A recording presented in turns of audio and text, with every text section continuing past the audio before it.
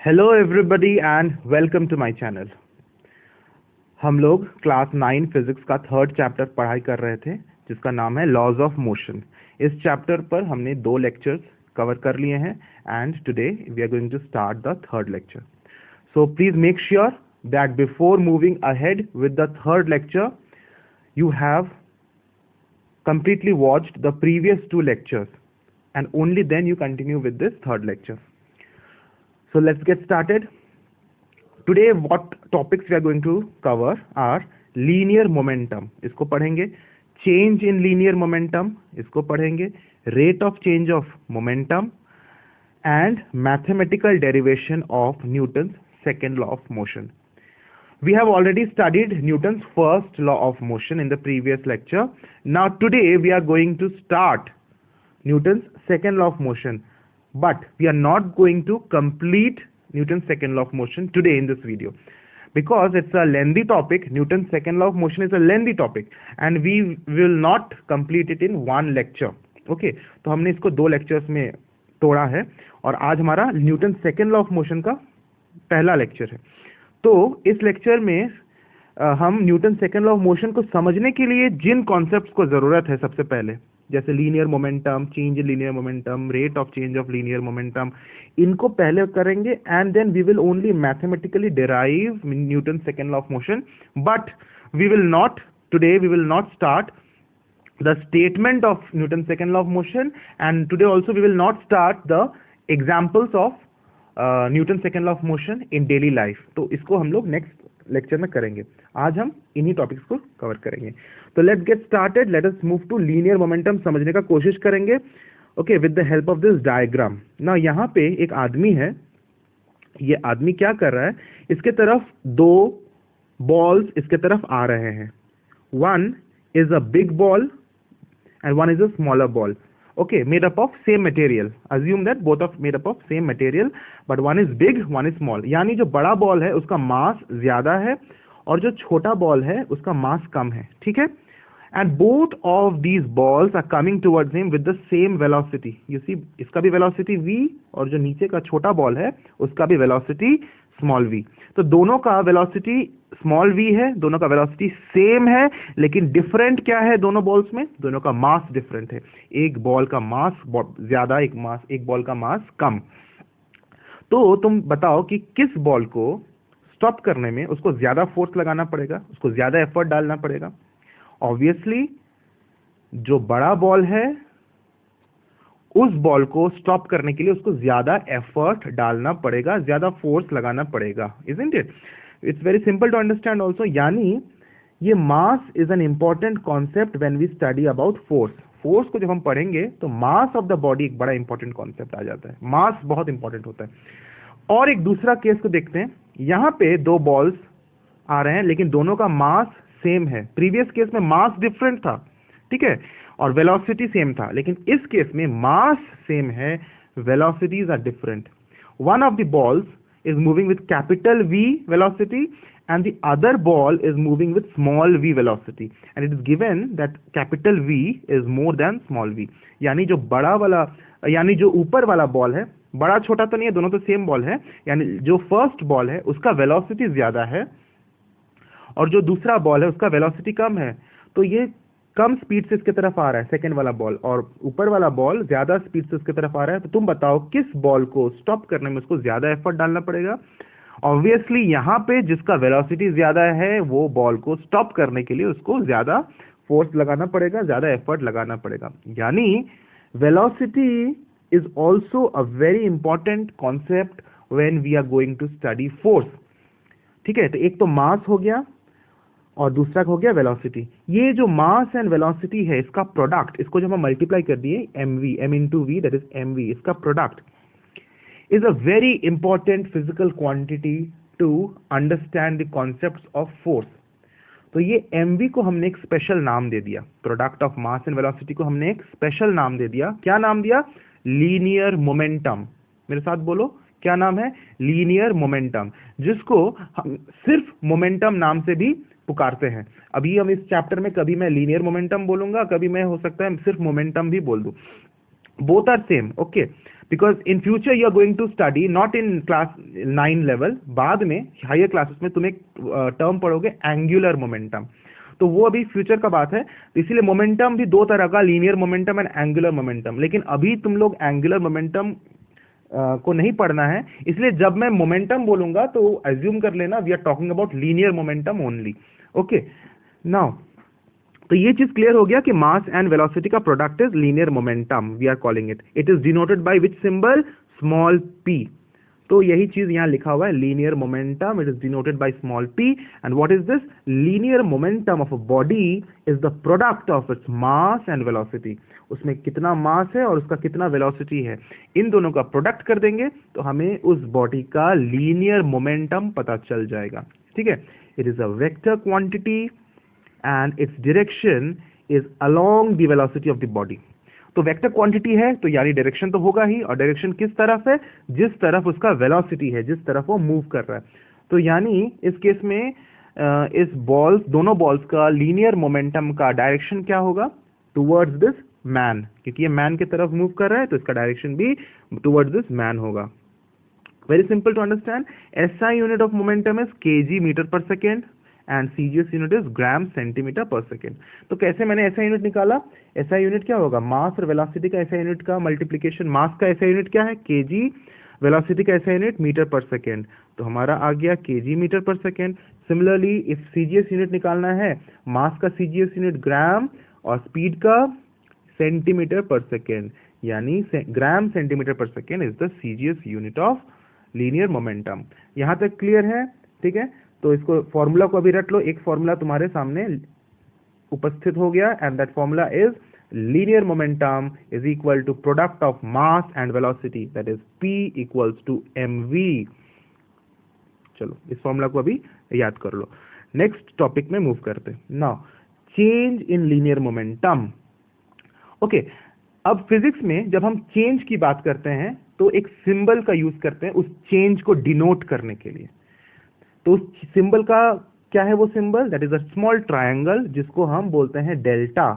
ठीक है, ये डेल्टा बोला जाता है इसको, या फिर इसको डेल भी बोलते हैं, कभी शॉर्टकट में इसको डेल बोल देते हैं। तो डेल्टा या डेल क्या डिनोट करता है? Small change in any physical quantity. For example, थोड़ा सा इसको और समझते हैं, बड़ा इजी चीज है, कुछ भी नहीं है। सपोज कि कोई बॉडी था, उसका वेलोसिटी, इनिशियल वेलोसिटी उसका 10 मीटर पर सेकेंड था। ठीक है, शुरुआत में वो 10 मीटर पर सेकेंड के स्पीड से चल रहा था, और कुछ देर बाद उसका वेलोसिटी चेंज हो गया, 30 मीटर पर सेकेंड हो गया। फाइनल वेलोसिटी कितना हो गया? 30 मीटर पर सेकेंड। तो उसका चेंज इन वेलोसिटी कितना आएगा? यानी v माइनस यू करेंगे, दैट इज 30 माइनस 10, 20 मीटर पर सेकेंड आएगा। तो ये हो गया हमारा चेंज इन वेलोसिटी। तो उसी को हम v माइनस यू न लिख के डेल्टा v भी लिख सकते हैं। Delta v means change in velocity. ये डेल्टा क्या डिनोट कर रहा है? चेंज। v क्या डिनोट कर रहा है? वेलोसिटी। तो टोटल क्या पढ़ेंगे? Change in velocity. उसी तरह से अगर मुझे चेंज इन लीनियर मोमेंटम करना है तो मोमेंटम का यूनिट सिंबल क्या? p, और चेंज इन मोमेंटम क्या हो जाएगा? Delta p। तो very simple to understand, change in momentum या चेंज इन लीनियर मोमेंटम को हम डेल्टा p से डिनोट करेंगे। ठीक है, यहां तक क्लियर हो गया? डेल्टा p क्या है ये क्लियर हो गया। अब यहां पे इक्वेशन कैसे आया? अब बताओ कि अगर हम, ये फॉर्मूला तो क्लियर है, P इक्वल्स टू mv। ठीक है, तो अगर हम चेंज इन P निकालेंगे, यानी चेंज इन मोमेंटम करेंगे, तो delta P equals to delta of mv करेंगे, नो डाउट। अब हम जानते हैं कि बॉडी का मास तो अपने आप लूज नहीं होता है, डिक्रीज नहीं होता है, इंक्रीज नहीं होता है। मास of a body is constant. तो हमने इस कांस्टेंट टर्म को बाहर निकाल लिया, क्योंकि वो तो चेंज करेगा नहीं, तो वो हमारा क्या आ जाएगा? Delta p equals to mass बाहर आ गया, लेकिन velocity of the body can change, तो डेल्टा v हमारा आ जाएगा। यानी p इक्वल्स टू, ये जो इक्वेशन लिखा हुआ है ऊपर में, delta p equals to mass into change in velocity. हमने इस इक्वेशन से मास को बाहर निकाल लिया, डेल्टा के बाहर निकाल लिया। क्यों? क्योंकि mass is not going to change, mass of a body remains constant, and if mass of the body remains constant, then what we are assuming, that only velocity is changing of the body which will bring the change in linear momentum। अगर किसी body का linear momentum change कर रहा है तो वो उसका velocity change हो रहा है, इसलिए उसका लीनियर मोमेंटम चेंज कर रहा है, कि मास तो अपने आप चेंज होगा नहीं। ठीक है, लेकिन लेकिन लेकिन एक बड़ा इंपॉर्टेंट चीज मैं बोलने जा रहा हूं, तुम्हारे लिए नया चीज है ये, हम सभी जानते हैं कि मास चेंज नहीं होता है, matter can never be created nor be destroyed. तो मैटर अगर क्रिएट डिस्ट्रॉय नहीं होता है तो मास कांस्टेंट रहता है। लेकिन क्वांटम फिजिक्स के अनुसार it's a new field of physics which you have never studied. Quantum physics का तुम लोग कुछ नहीं जानते हो अभी इस वक्त क्लास 9 में। तो लेकिन क्वांटम फिजिक्स क्या बोलता है, उसमें एक कंट्रोवर्सी है क्लासिकल फिजिक्स से। अभी हम जो कॉन्सेप्ट पढ़ रहे हैं कि मास चेंज नहीं होता है, this is in classical physics. But what does quantum physics से? क्वांटम फिजिक्स बोलता है कि कोई भी स्मॉल पार्टिकल्स है, वेरी वेरी स्मॉल पार्टिकल्स, अगर उसका स्पीड वेरी हाई स्पीड है, उसका speed comparable to the speed of light, light के स्पीड से कंपेयर किया जा सकता है, तब जब वो उसका वेलोसिटी इतना हाई स्पीड से वो एटॉमिक पार्टिकल्स मूव करता है, तब उसका मास चेंज हो जाता है। It's a very shocking thing for you all to when you hear this, कि कोई बॉडी का स्पीड बहुत हाई हो जाएगा, वेलोसिटी बहुत हाई हो जाएगा, तो उसका मास क्यों चेंज करेगा? Okay, that is the different zone in quantum physics which you will study in higher classes. तो इसीलिए एक चीज इंपॉर्टेंट है कि this equation is only true when the mass of the body is constant, but it is not true if the mass does not remain constant. So यहां क्या लिखा हुआ है, एक नोट करके, एक बड़ा important point, the relation delta p is equal to M delta v is true only if the velocity यानी speed of the moving particle is much smaller than the velocity of light. अगर इसका velocity of light से बहुत बहुत कम उसका speed है, then only this equation will hold true. अगर इस पार्टिकल्स का या बॉडी का स्पीड लाइट के स्पीड से कंपेरेबल हो गया या इक्वल हो गया, तो क्या होगा कि मास कांस्टेंट नहीं रहेगा, and this equation will not hold true in that case. तो ये एक कंडीशन है कि कब हम बोलेंगे कि this equation will hold true. Now हमारे आसपास की जो भी चीजें हैं उनमें कभी भी हम वो स्पीड अचीव नहीं कर सकते। तुम कभी भी कोई भी चीज, तुम एक बॉल फेंक रहे हो, क्रिकेट जब खेल रहे हो, तुमने एक बॉल थ्रो किया, तो उस बॉल का speed is much much much less than the speed of light. In our day to day example, आसपास की चीजों में वो स्पीड अचीव करना इज इम्पॉसिबल। ठीक है, तो इसीलिए हम ये जो इक्वेशन हमने अभी लिखा है, delta P equals m delta v, this is true for all the general things, but where it is not true when we are talking about very very small particles which are accelerated with the speed when compared, which the speed which is comparable with the speed of light। तो वो part अभी हम लोग नहीं पढ़ेंगे, हमारे syllabus में भी नहीं है, लेकिन इस कंडीशन को जरूर हम याद रखेंगे। ठीक है, ये तुम्हारा एग्जाम पॉइंट ऑफ व्यू से भी क्वेश्चन आ सकता है। नाउ आई होप ये क्लियर हो गया, थोड़ा सा नया चीजें हमने आज जाना। Now rate of change of momentum, अभी हमने पढ़ा चेंज ऑफ मोमेंटम क्या है, अब रेट ऑफ चेंज पढ़ेंगे। रेट का जब हम बात करेंगे, रेट मतलब ही उसको हम टाइम के साथ हम उसको कंपेयर कर रहे हैं कि कितना टाइम में कितना मोमेंटम चेंज कर रहा है, यानी डिनोमिनेटर में हम टाइम डाल देंगे। तो बड़ा सिंपल सा चीज है, ये डेरिवेशन बहुत सिंपल है। यहां से पढ़ते हैं, let a force F be applied on a body, किसी बॉडी पे कितना फोर्स लगा रहे हैं, एफ, ऑफ मास m, उस बॉडी का मास कितना है, m है, यानी मास कांस्टेंट है थ्रू आउट, उसका मास चेंज नहीं कर रहा है, m है। फॉर टाइम t, टाइम के लिए हम उस पर फोर्स लगा रहे हैं f, due to which its velocity changes from u to v। तो उसका वेलोसिटी चेंज हो जाता है, u था वेलोसिटी, अभी फोर्स लगने के बाद उसका वेलोसिटी v हो जाता है। तो इनिशियल मोमेंटम क्या होगा, m into u, we know that product of mass and velocity gives the momentum. तो मास एंड इनिशियल वेलोसिटी को मल्टीप्लाई करेंगे mu, तो हमारा इनिशियल मोमेंटम निकल जाएगा। सिमिलरली फाइनल मोमेंटम क्या हो जाएगा, mv। अब चेंज इन मोमेंटम क्या हो जाएगा, अगर हमें चेंज इन मोमेंटम निकालना है, दैट इज डेल्टा p निकालना है, तो हो जाएगा mv माइनस mu, दोनों मोमेंटम्स को माइनस कर देंगे, final momentum minus initial momentum, तो हमारा m कॉमन आ जाएगा। तो हमने क्या किया, m कॉमन निकाल के v माइनस u कर दिया। तो m हमारा कांस्टेंट है, वो चेंज नहीं कर रहा है, इसलिए m बाहर है, और v माइनस u, यानी this is denoting delta v, change in velocity. तो हमारा यहां से भी पता चल गया कि delta p equals to m delta v। I hope this equation, the previous equation that we have studied is more clear right now. तो ये जो हमारा आया m v डेल्टा u। अब हमें रेट ऑफ चेंज निकालना है, तो रेट करना है मतलब डिवाइड बाय टाइम, तो हमने डिवाइड बाय टाइम कर दिया, m v minus u divided by t. ये जो इक्वेशन आया m v minus u divided by t, इसको ध्यान से देखो, ये v minus u divided by t को हम एक्सेलरेशन बोल सकते हैं, क्योंकि हम जानते हैं acceleration is equal to final velocity minus initial velocity by time. तो हमने वहां ए डाल दिया, तो finally what we got m into a. The rate of change of momentum is equal to m into a, mass into acceleration of the body, product of mass and acceleration। ये एक बड़ा important relation मुझे मिला कि rate of change of momentum is equal to the product of mass and acceleration of the body। और ये derivation तुम्हारे exam में आ सकता है कि derive the relation between the rate of change of momentum, mass and acceleration. ये तीनों physical quantities के बीच में जो रिलेशन है इसको डिराइव करो, ये आ सकता है। अब इस ये इक्वेशन जो है कब ट्रू रहेगा, मैंने फिर से बोल रहा हूं मैं कि इसका जब मास कांस्टेंट रहेगा then only this equation is true. So this relation holds true when the mass of the body remains constant, नीचे लिखा हुआ है। I hope this derivation is understood by you and please copy it down, it may come in your exam. Now moving to the next topic, derivation of Newton second law of motion. अभी हम mathematical derivation करने वाले हैं Newton second law of motion का। Simple है, और वो जो रिजल्ट हम फाइनली ऑब्टेन करेंगे वो है F equals to ma। We are going to obtain this equation, this is the mathematical equation of Newton second law of motion. तो हम पढ़ने वाले हैं, okay. Now on the basis of experiments Newton concluded, Newton ने कुछ experiments किया और उस एक्सपेरिमेंट्स के आधार पे उसने कंक्लूड किया कि force is directly proportional to acceleration.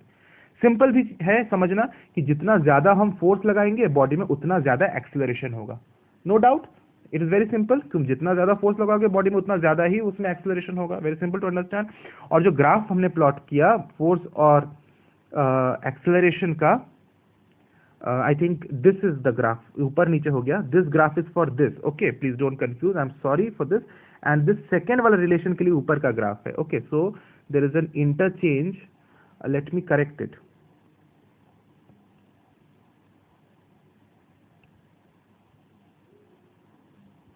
Okay, so yes, it's now correct. Force is directly proportional to acceleration. जितना ज्यादा फोर्स उतना ज्यादा एक्सेलरेशन। तो जब हमने फोर्स और एक्सेलरेशन का ग्राफ को प्लॉट किया, we have got a linear graph. तो ये ग्राफ तुम्हारे एग्जाम में आ सकता है कि plot the graph between force and acceleration. तो एक लीनियर ग्राफ होगा, क्योंकि जितना जैसे जैसे फोर्स बढ़ रहा है एक्सेलरेशन भी वैसे वैसे बढ़ रहा है, provided the mass is constant, mass को कांस्टेंट रहना है। दूसरा क्या रिलेशन पता न्यूटन ने हमें बोला कि force is directly proportional to mass also. जितना ज्यादा मासिव बॉडी होगा उस पर ज्यादा फोर्स लगाना है उसको रोकने के लिए, या फिर वो मासिव बॉडी ज्यादा फोर्स लगाएगा। नो डाउट कि अगर कोई बड़ा पत्थर है वो तुम्हारे तरफ आ रहा है, एक छोटा पत्थर है वो तुम्हारे तरफ आ रहा है, तो कौन सा पत्थर तुमको ज्यादा फोर्स से धक्का देगा? ऑब्वियसली जिसका मास ज्यादा है that will give you a more force, उससे ज्यादा तुम्हें धक्का लगेगा। तो force is directly proportional to the mass of the body, more the mass more the force. तो फोर्स और मास के बीच में भी जब हमने ग्राफ प्लॉट किया तो हमारा इस तरह का ग्राफ आया जब एक्सेलरेशन कांस्टेंट था। तो इस सेकेंड वाले केस में एक्सेलरेशन कांस्टेंट है, फर्स्ट वाले केस में मास कांस्टेंट है। ये दोनों ग्राफ मिला। अब ये जो इक्वेशन हमें मिला, equation 1 which says F is directly proportional to A and second equation F is directly proportional to M, तो हमें मिल जाएगा, दोनों को कंबाइन करेंगे तो F is directly proportional to MA, दोनों इक्वेशन से मिल जाएगा। ठीक है, ये जो प्रोपोर्शनैलिटी साइन है, इस प्रोपोर्शनैलिटी साइन को अगर हम रिमूव करेंगे और इक्वल टू साइन डालेंगे तो हमें क्या करना पड़ता है? According to the rules we have to put a constant. चलो K हमने कांस्टेंट डाल दिया and then we can write MA। ठीक है, अब हम इस कांस्टेंट का वैल्यू हमारा 1 हो जाएगा। हमने इस तरह से फोर्स का यूनिट को चूज करेंगे कि जब हम मास का वैल्यू 1 kg, एक्सेलरेशन का वैल्यू 1 मीटर पर सेकेंड स्क्वायर आएगा तो हमारा K का वैल्यू 1 हो जाएगा। हमने इस तरह से ही we have chosen the unit of force in such a way that when mass is equal to 1 kg and acceleration is equal to 1 metre पर सेकेंड स्क्वायर, K का वैल्यू 1 हो जाएगा। अगर K का वैल्यू 1 हो जाएगा so we will get F is equal to MA। This is the final equation जिसको हमें डिराइव करना था। सो हमने यहाँ क्या लिखा? Combining the two equations we get F equals to KMA। Now here K is the constant of proportionality जो मैंने अभी जस्ट बोला। The unit of force is so chosen, force का यूनिट इस तरह से चूज किया गया दैट k बिकम्स 1, k का वैल्यू 1 हो जाता है when m is 1 and acceleration is also 1. Thus the amount of force is taken as 1 unit of force which when applied on a body of unit mass produces unit acceleration in the body.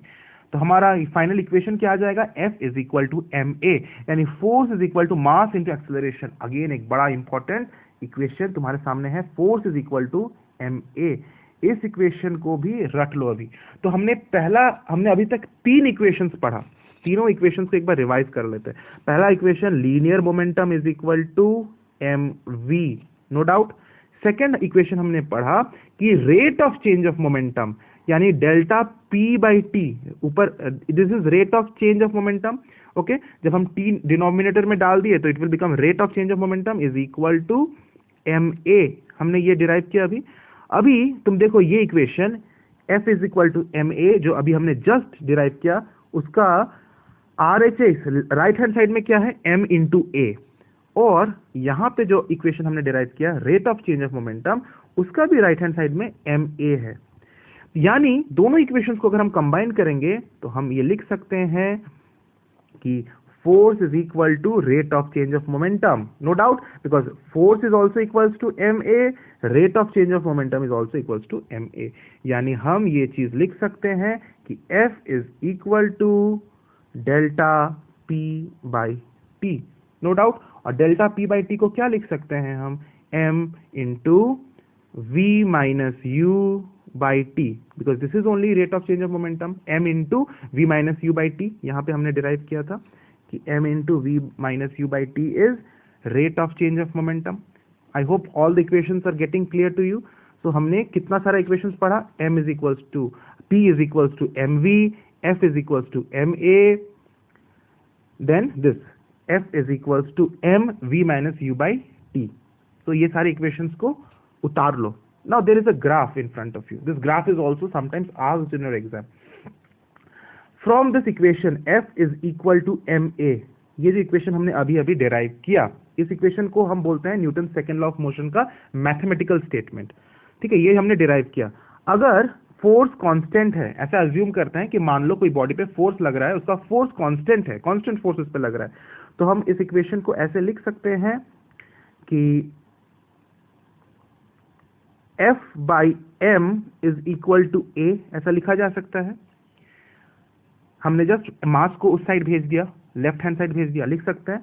Force हमारा constant है तो हम ऐसा लिख सकते हैं कि acceleration is inversely proportional to m. बिल्कुल लिखा जा सकता है यहाँ से, क्योंकि एक न्यूमरेटर में है एक डिनोमिनेटर में है, तो दोनों इनवर्स रिलेशन है, और ऊपर ये जो फोर्स है ये कांस्टेंट है, तो acceleration is inversely proportional to mass. तो हमने ये यहाँ लिखा for a given force f, अगर हमारा फोर्स कांस्टेंट है तो. अब हम अगर एक्सेलरेशन और मास का ग्राफ को प्लॉट करेंगे तो हमारा जो एक्सपेरिमेंटल वैल्यूज आया उस वैल्यूज से अगर हम प्लॉट करेंगे तो हमारा कुछ इस तरह का ग्राफ आएगा. ठीक है, ये ग्राफ का जो शेप है, यानी ये जो शेप है, ये जो कर्व तुम्हें मिल रहा है, इस कर्व को हम हाइपरबोला बोलते हैं. क्या बोलते हैं, कर्व का नाम क्या है, hyperbola. We are getting a hyperbola curve. जैसे स्ट्रेट लाइन कर्व को हम क्या बोलते हैं, लीनियर ग्राफ. जैसे इस तरह का कर्व को क्या बोलते हैं, एक्सपोनेंशियल ग्राफ. तो इसी तरह का कर्व को हम हाइपरबोला बोलते हैं. तो we are obtaining a hyperbola curve when we are plotting acceleration and mass, and acceleration is inversely proportional with mass. तो तुम्हारा कभी कभी एग्जाम में क्वेश्चन आ जाता है, प्लॉट द ग्राफ और how does acceleration vary with mass of the body when the force is constant. Plot the graph for this. So तुम्हारा ये चीज तुमको यहाँ लिखना है, this entire thing. Okay, note it down in your notes copy. Moving to the next topic. Okay, so now let us look some numericals, some easy numericals we'll discuss. How much force is required? कितना force जरूरत है to produce an acceleration of 2 meter per second square? तो acceleration दिया हुआ है 2 meter per second square, mass दिया हुआ है 0.8 kg. तो 0.8 kg का mass में मुझे कितना force लगाना होगा कि 2 meter per second स्क्वायर का एक्सेलरेशन आ जाए. तो यहाँ पे यूनिट गलत लिखा हुआ है, यहाँ पे स्क्वायर होगा. ठीक है, be careful that here misprinting is there. It should be -2 होना चाहिए पावर में. Anyway, you don't make the mistake. So equation very simple equation है, F इक्वल्स टू ma. मैंने अभी डिराइव किया था, तो मास दिया हुआ है, एक्सेलरेशन दिया हुआ है, हमने फोर्स निकाल दिया 1.6। नाउ यूनिट क्या होता है फोर्स का? यूनिट होता है न्यूटन। इस चीज को, एक नया चीज अभी तुमने सुना होगा, शायद पहले भी सुना है, क्लास 8 में भी पढ़े होगे कि फोर्स का जो एसआई यूनिट होता है वो होता है न्यूटन, यानी हमारा 1.6 न्यूटन आ जाएगा। न्यूटन का सिंबल एन होता है, कैपिटल एन होता है। ओके, नाउ हियर तुम लोगों के लिए होमवर्क है आज का। पहला क्वेश्चन क्या है? Under what condition does the relation delta P equals to M delta V hold true? तो मैंने आज तो डिस्कस किया कि कब ये रिलेशन ट्रू है, कंडीशन तुम्हें लिखना है।